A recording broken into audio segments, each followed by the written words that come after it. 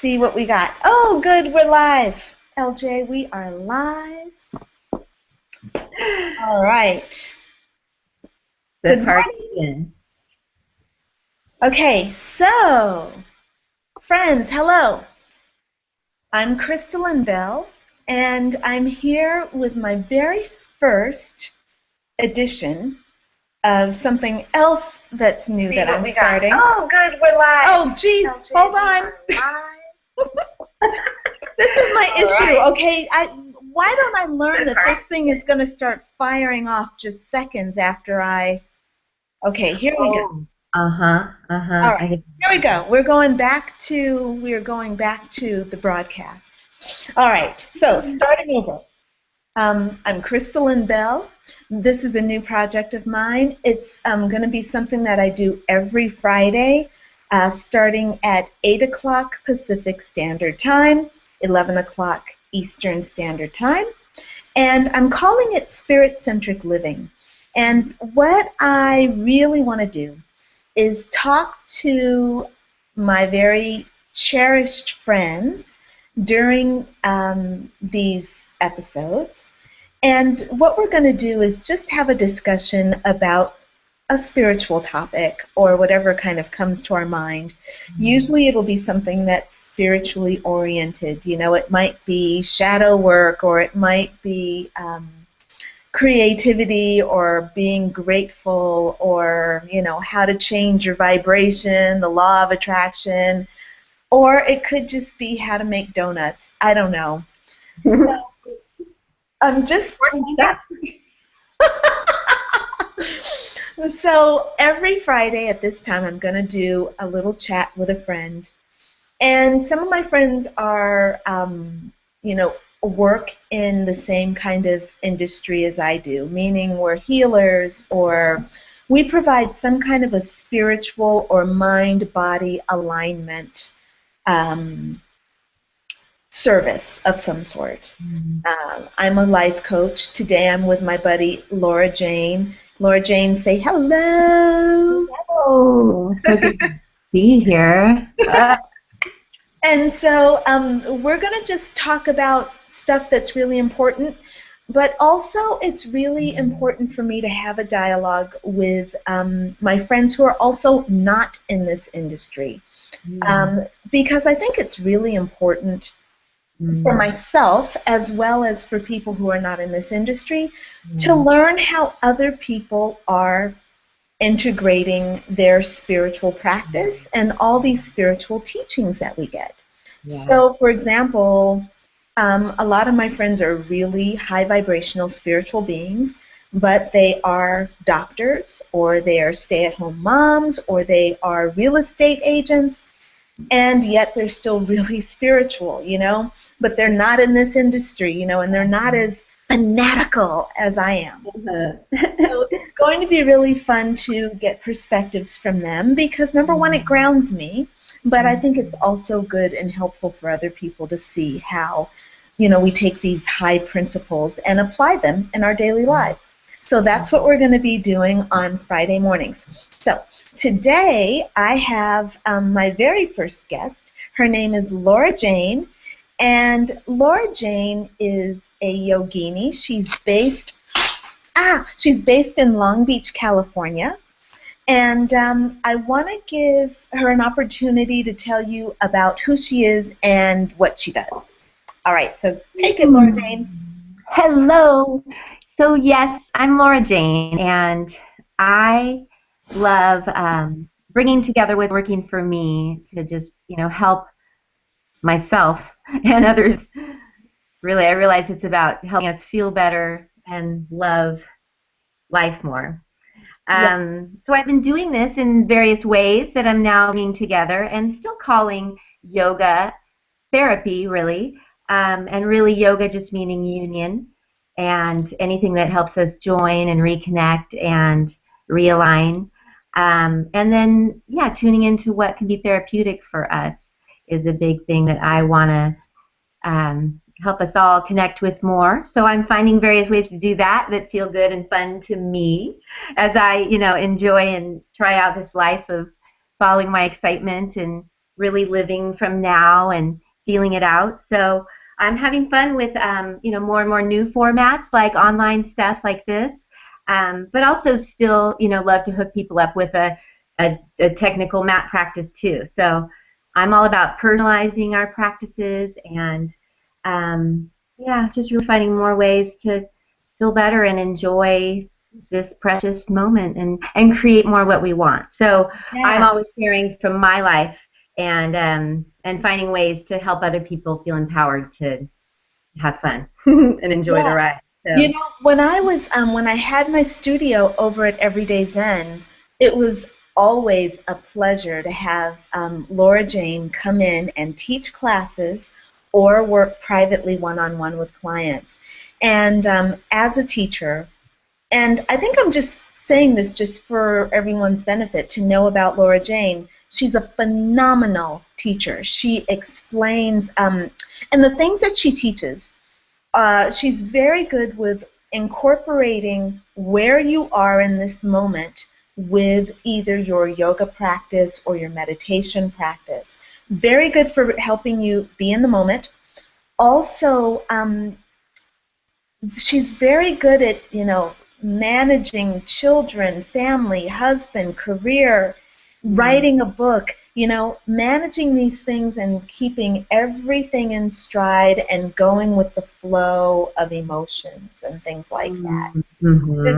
What do you think about that, Laura Jane? That's how I'm describing you? Uh, well, thank you, and that's certainly been my quest, and I think I am finally like living it more than ever. The dream of blending a life where I have as much time as I want with my kids, but I also can follow my inspiration through a day, even being with them a lot of the day, and help them follow their inspiration, and feel like I'm creating and contributing, and not feeling too busy or scheduled either. So Yeah. it's Yeah. fun and it's working out, and yeah, that's why I'm just so fired up to share how I'm finding that, because it's definitely where it's at for me. So yeah, I do get to work with a lot of families too, and I'm excited about how all of this helps relationship and family. So So I think our it's really subject for today, thank you, LJ. Our subject for today is how your feelings create your reality. And this is a really powerful topic, one that is very close, obviously, to both of our hearts. For me, I am studying this more intensely and using the practice of feeling in a very tangible way. So what I'm really saying is that I won't make a move unless I feel like it. I don't do anything unless I feel like it. And whenever I'm feeling anything that feels out of alignment or that wants my attention, I'm taking a pause and I'm checking in with myself. That's just the initial thing of what I'm going to say to get this dialogue started. I want to switch over to Laura Jane because LJ, this is your, it was actually you who chose today's topic. So I don't want to take us in a direction that is away from what you might have had in mind. So I want to invite you to go ahead and share with us what you were thinking when you came up with this beautiful topic. Yeah, and pretty punk rock topic. And I realized, part of what's kind of wild and radical about it is it really flips what maybe most of us have been doing.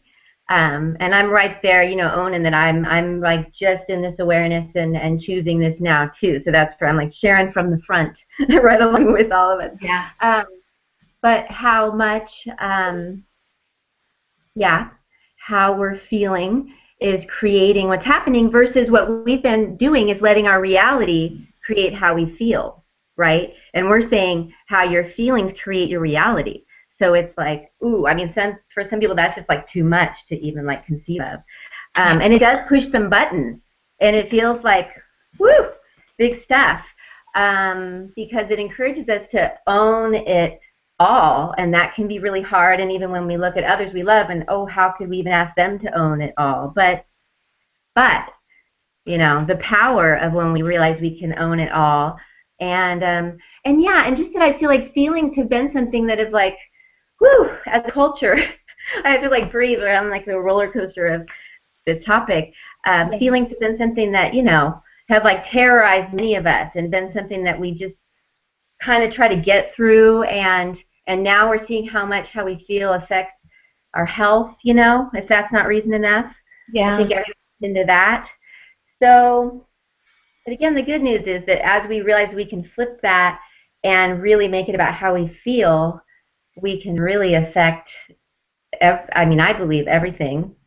And So are you and I saying think it that? goes with our nature too, that I think that in a spiritual sense that I love this idea that our feelings are guidance too, telling us when we're out of alignment with, that part of us that knows even more what we want, and that higher self and that God within, and that part of us that's spirit. And so I love that I love the teachers that have got me to really see this, that our feelings can be guidance. So when we're feeling feelings that don't feel great, it's just guidance of like, usually what we've been thinking about, how we've been focusing about ourselves or others or situations, and that we're just out of alignment with how that higher part of us feels. So I love that we can just see the feelings as an indicator and a guidance, and then also that we can know that as we feel better, we can flip that. And then the big piece, though, that I feel like I want to bring up is that it's all about recognizing we're all energy.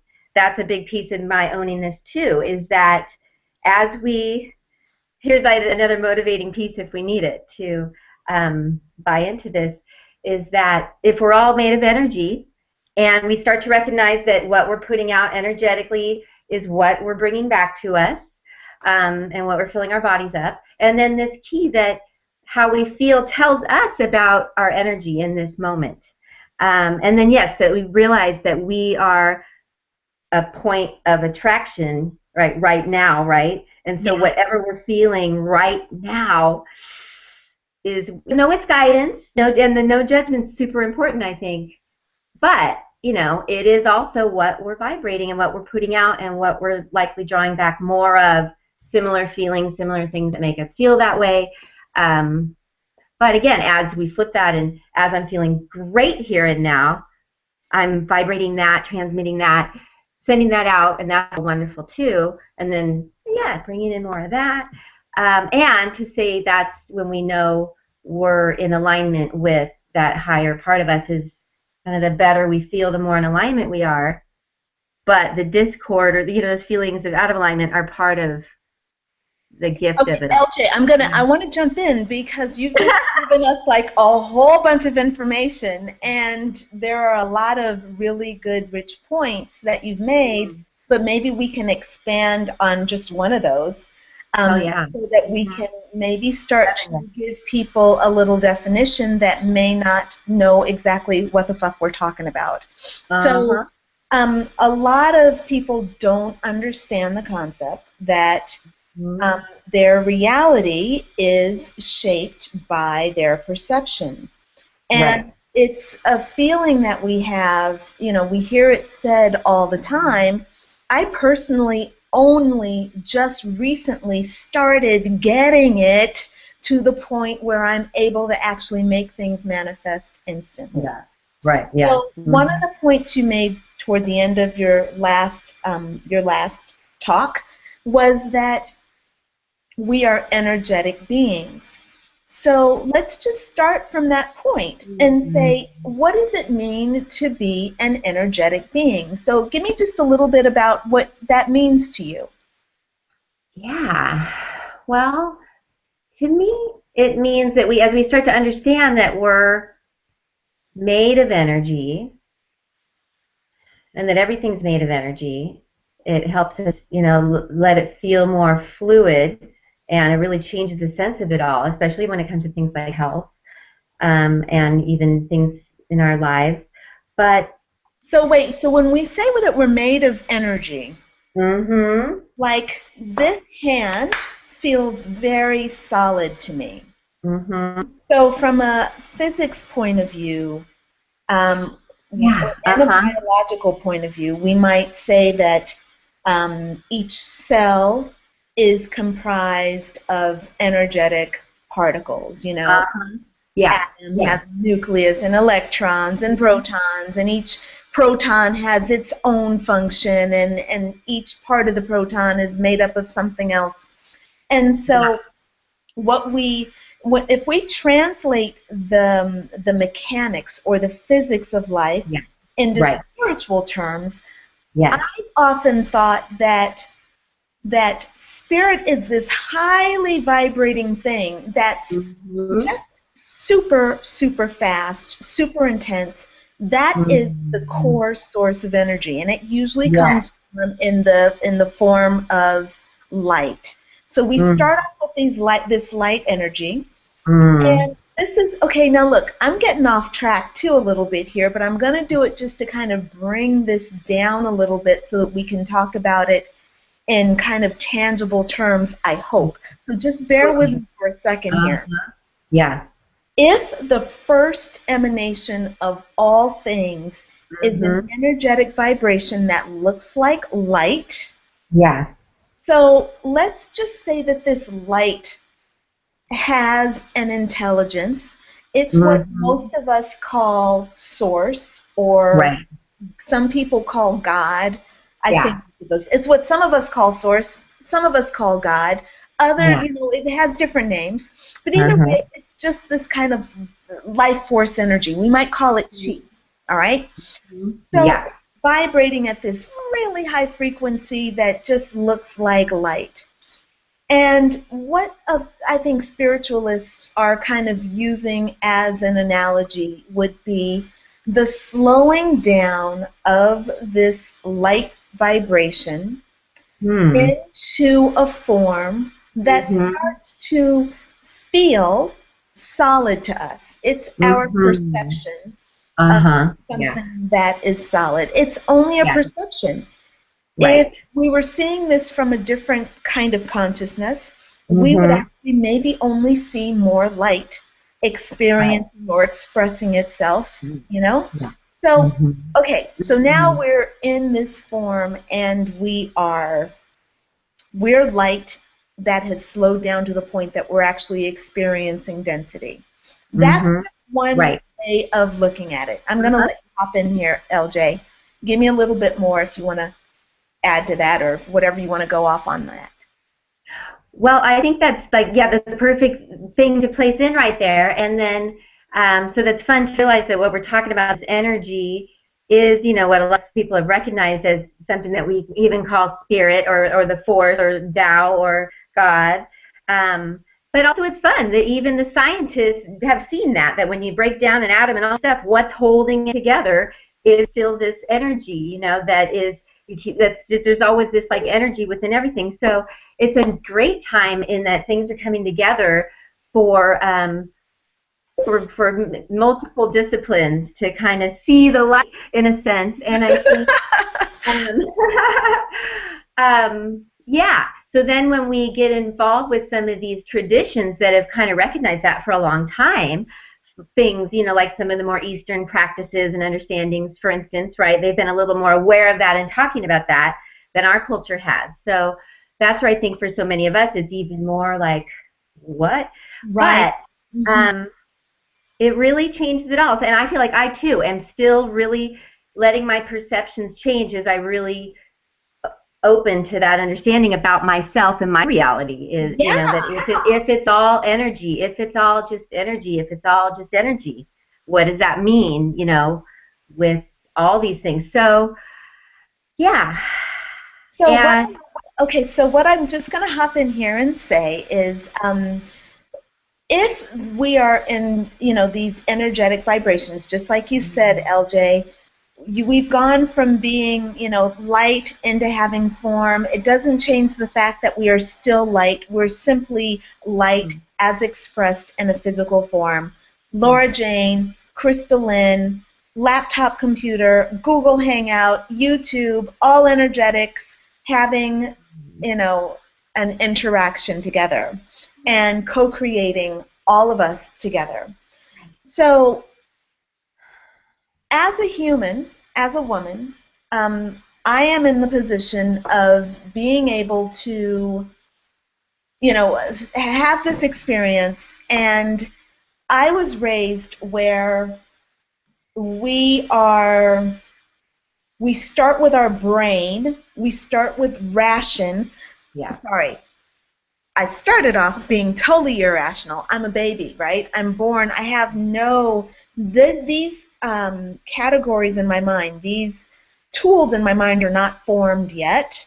So I'm approaching life totally open, and my parents, my environment are shaping how I approach this experience here on earth. And I was taught to use my mind. When I was very little, and this was what my mom told me as I was growing up, when I was a little baby, she said, I never gave you the opportunity to cry because I was always there. And the moment I watched you cautiously, and anytime you needed anything, I jumped on it. And so you Mm. never really had the need to cry as a baby because I always was there to give you what you needed immediately. It would be a Mhm. little whimper, and that would be it. So that was my mom's perception of me and our relationship when I was a little baby. Now, I noticed that when I started becoming, more of my own person, whenever I wanted to express an emotion or to have a fear, or, I was afraid or I would cry, I was automatically stopped. Yeah. No tears, no emotion, Mm. no. And my mom, it kind of made, I think she really wanted me to not express emotion because she wanted me to be so in control of myself that I was always in control.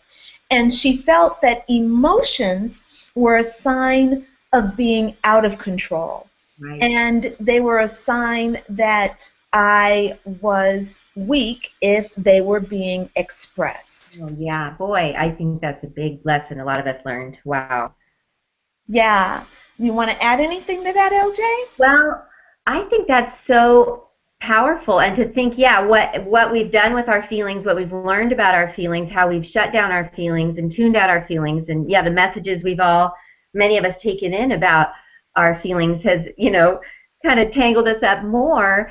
And I'm so glad that you bring up tears too, because that's what I also feel like I've tuned into. That again, if we can understand that our feelings could be part of guidance and even part of like our natural process. I love seeing that things like tears serve such a beautiful role, and not to for us to be afraid of it, right? Or to be, and look at how so many of us kind of teach our kids not to cry. I remember noticing that every baby I knew cried every day, and I was like, do these babies know something? Like, are we supposed to cry every day as part of good health? And you start to learn that crying releases serotonin, and some of the great teachers talk about how crying releases resistance. So I allow tears a lot as part of my feelings as guidance and my energetic experience. So I think that's a good example of, yeah, because it's fun to get excited about, ooh, feeling good can be such a priority, but then you want to like judge the other feelings. So I think it's so important to let the feelings be more of maybe what they can be as like a guide and an indication, and then also like a, a power tool in a sense too. Well, That we can kind of change them too. That's I never exciting. really got the opportunity as a kid to learn how to use the feelings as I don't. guidance. You know, I don't think any like of us. Most of us a, didn't. Yeah. there wasn't a chance to actually do that because the generation, the era that my mom came from, it was about survival, and there wasn't Right. a lot of room for emotion. There was Right. a lot of Right. room for controlling yourself and Uh-huh. using discipline as Right. the way to create what you want. You need a sharp mind was always my mom's thing. You got to be smart. You got to do your studies, and there's Yeah. no room for emotion in Yeah. this story. You Yeah. know. There's not much room for emotion in our culture. And I think, yeah, you're so right that Yeah, we've all Did you been. have experiences with that coming up, LJ? What was your I most, experience? I most definitely did. I mean, I was fortunate in that somehow I did learn from my mom. She was someone who, in her own progressive ways, was starting to practice listening to her guidance, and even seeing that sometimes that meant making, she would call it unpopular decisions, that other people around her may not agree with, but it felt right to her, and she would have different ways she'd notice her, even her body would tell her that it was time to listen. So I can see how that became part of my quest. And I think that's so interesting too, that when we're talking about feelings now and how we can interpret them, it includes the physical feelings too, are the same, like an indicator of our alignment. And so yeah, I think that I learned a lot of things about my feelings. I think I learned that I was a feeler and kind of tried to own that. I thought it was a detriment though, that, oh, I'm, watch out because I'm a feeler and sometimes that gets me into trouble. But now it's nice to see, oh no, what if I let it be all about how I'm feeling? And then I think you're so right. I definitely am right on and in that mode too, that mind is important, but I think there's a feeling part that we're all like ready for and is important too, with how we're creating and focusing and holding ourselves. So yeah, again, I think it's great news that as we let ourselves be more naturally who we are and feel how we feel, and let that be a priority. It's like a feeling mode. I think it's like a way of life. Like you're saying, it's become your way of life. And Becoming. It's yeah, becoming. yeah. And Not I'm right not there there with yet, you. LJ. Well, but that's where it's so nice to see, yeah, when we have the feelings as guidance, something will let us know when we get off track. And it's like, for me, whether it's my body will start to have some little something, or my emotions not feeling good, it's nice to keep remembering and to, again, let that be like a spiritual alignment thing too, that this often means that I'm maybe off track with how the higher, more loving, more knowing me would think about this. And So one of the that things can that be I'm alignment. looking forward to is, this whole idea of the emotions as the guide. I Uh-huh. think that the point that I've been trying to make is Yeah. that if you can't feel your emotions, Yeah. then you're missing out on a huge part of true guidance, because emotions are um, partially, and feelings are partially the way that we get in touch with our intuition. Yeah. Yeah. So, for example, when something is wrong, a lot of people will sense it with their brain, but they don't bother going back to trace the paths that led up to the knowing that they got in their brains. Uh-huh. So I remember when I was making, I've got so many examples, but Mm-hmm. most recently, kind of this whole idea of my mom's transition.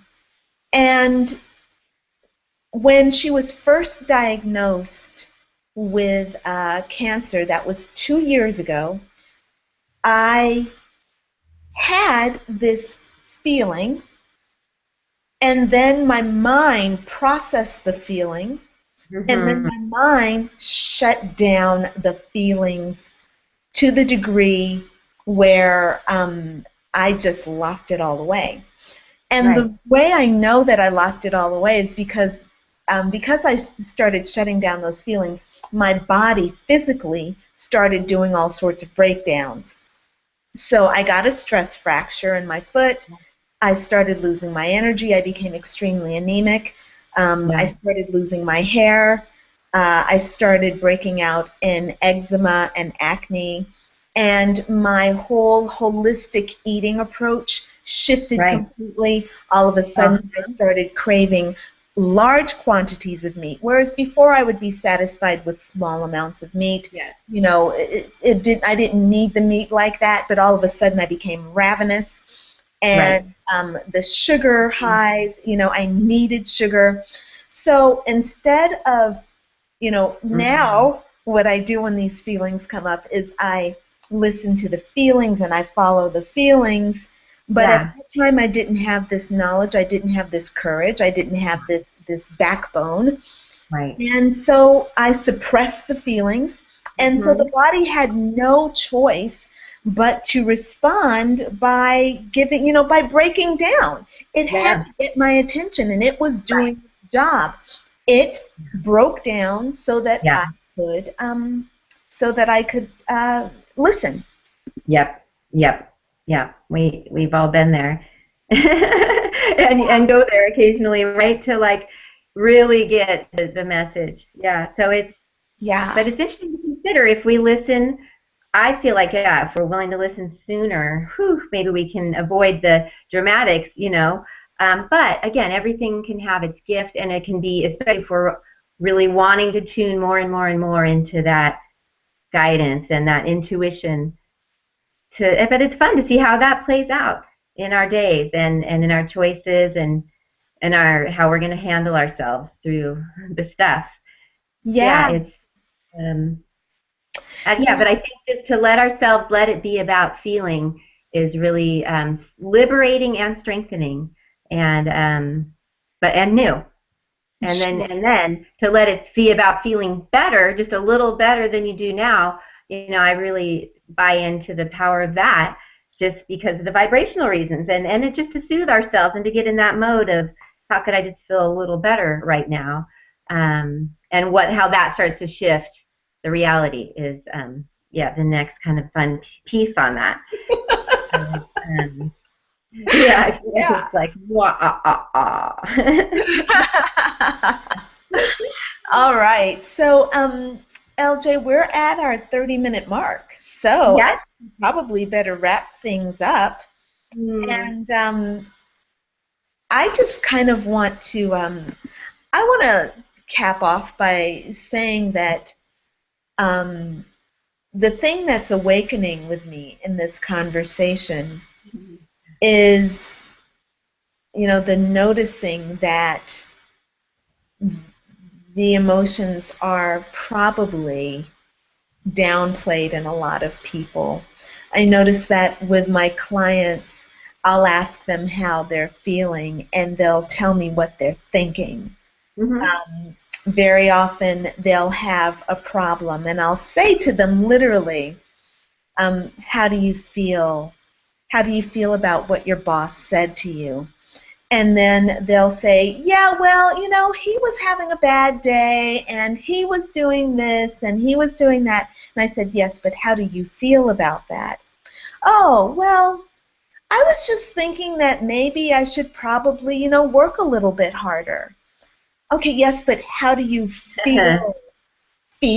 How does that make you feel? He said, well, the more I work, I should probably, take some classes and then do this and that, and then it'll make it better.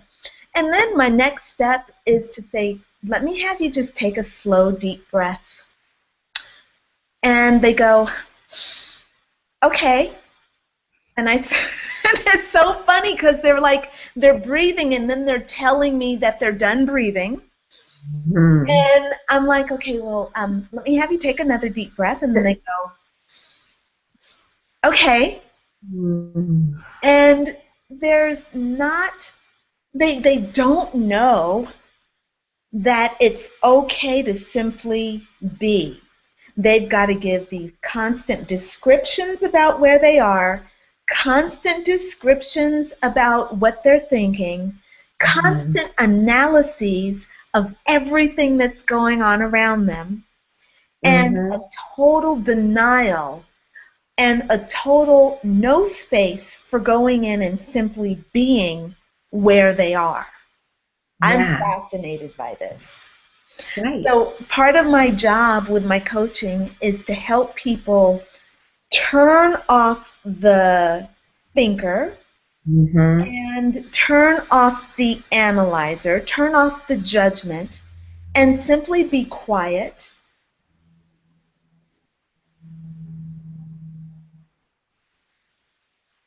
and then tune in to what's being felt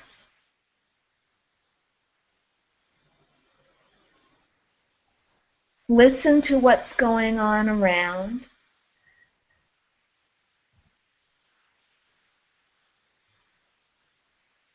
And then I ask, how are you feeling? And some people are a little more resistant and they'll go on and start telling me what they're thinking about this moment. Oh, this seems like it might be okay. But a lot of people will go in and they'll say, well, right now I feel peaceful. Right now I feel calm. Right now I feel amazing. And it's that feeling that they're having right now, and you can feel them reluctant to move on from it, but then they don't know what to do with this peaceful feeling. Then they're just kind of like, I don't know, what do I do now? I'm peaceful. I just want to sit here, but I know I got to go, the phone's going to ring, I got to deal with the cat, all this kind of stuff. So just to wrap up what I want to say, then I'm going to turn this back over to LJ. I think that this mind is the one that's accustomed to being in charge. It's the one that is accustomed to shaping and giving shape to perception, interpreting. And this heart is actually about feeling what's going on. And this guy has gotten so much attention. Mm-hmm. And this girl has gotten so little attention. Yeah. And I think we need to start learning the language of this. And the language of this is feeling. He speaks in terms of feelings and emotions. And I think that's what my next talk needs to be about, how to feel and listen to the language of her. So that's it for me. I'm going to turn this back over to you, Miss LJ, and let you put your clothes on. Closing statements, I mean. Closing statements. Yeah, I think I love how you help us get specific, that it can be about our own practices of just getting more in the habit of going within and allowing ourselves to notice how we feel and being with that and enjoying the guidance of that and not being afraid of that. And then, I'm fired up about if there's things we want to shift, we can play with ways to feel even better and just how that vibrationally is going to have its ripple effect. And even the idea that if you're even already feeling good, could you even feel a little better? And that it could be, as you realize, it's about a frequency thing going on, and those feelings tell you about your frequency, that why not?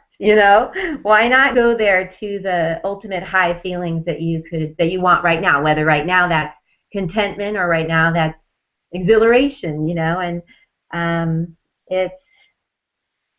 it's a nice approach. I think it's a lot about that self-love we've all been knowing we want more of, to be willing to listen to ourselves and feel it out and trust what we feel and follow what we feel, and then play with that. We can shift how we feel too. We're not stuck in how we feel either. That's part of my woohoo, cheers. I want to do a cheerleader jump for that. Exactly. So yeah, I